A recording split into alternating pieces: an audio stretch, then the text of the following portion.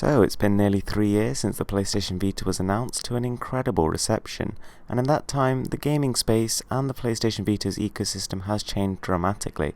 So I thought it was a very good time to bring you guys a full review of the PlayStation Vita Slim in the year 2014 and 2015.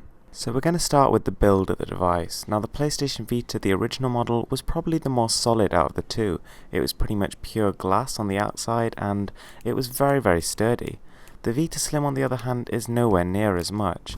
In the race to shed a few pounds, the PlayStation Vita has lost a lot of its initial build quality and appeal. So, the buttons themselves are very nice, the appearance is great, and the packaging was pretty nice too. It didn't exactly blow us away with the included accessories, but it was definitely more than adequate. However, the issue I have is with the body of the device. So it feels very superficial and actually creaks when you bend it. Even when you're just holding it, you can actually feel it flex within your fingers, which is really not good. On top of that, it's a fingerprint magnet. Everywhere you touch it picks up something, which is really, again, not what we want to see. So in terms of build, the PlayStation Vita Slim gets a solid but not spectacular 14 out of 20. Now the features of the device are where it really stands out from the crowd.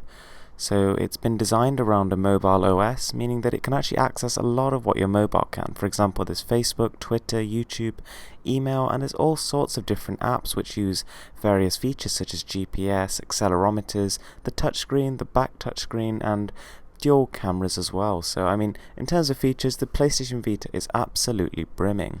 Now there's also full access to maps as well as things like calendars, and to be honest, these are not as full featured as the ones you might see on Android or iOS, but are still very competent and are a lot better than the 3DS equivalents. Now the PS Vita was also groundbreaking because it was the first to introduce the trophies into a portable form factor, and these add massive incentive to playing games. On top of that, we've also got dual stereo speakers which actually are quite crisp and fairly detailed. The camera is also pretty good. It's no sort of Samsung Galaxy S5 13 megapixel snapper, but don't forget we also have two cameras here. So we've got a back camera for augmented reality and a front camera for Skype. So in terms of features, I'm going to give the PlayStation Vita an outstanding 28 out of 30. The only reason it probably doesn't get slightly higher is just because the apps are a little bit outdated when compared to their phone counterparts. Right, so performance. Now, I'm going to actually talk about three different things when it comes to performance. Firstly is the actual speed of the UI, which is incredibly fast. The UI is so snappy, and it's been refined to a pinpoint with the introductions of new OSs. Then there's the games, and there's two parts to this. It's firstly how the games look, and secondly how they perform.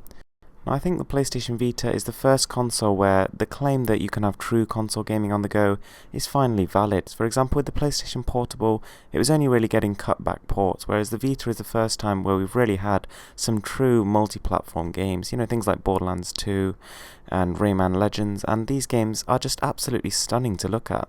And then there's exclusives like Killzone Mercenary, which are just, they're eye-poppingly glorious. There's just no portable game like it, or one that even comes close. And then we've got to actually consider the depth of the game. So even when mobile devices do start to breach this sort of barrier, it's very unlikely that they will actually end up being as immersive as these games. For example, there's always going to be that sort of freemium, free-to-play but pay-to-win element, where manufacturers are just trying to squeeze every last penny out of the people that support them.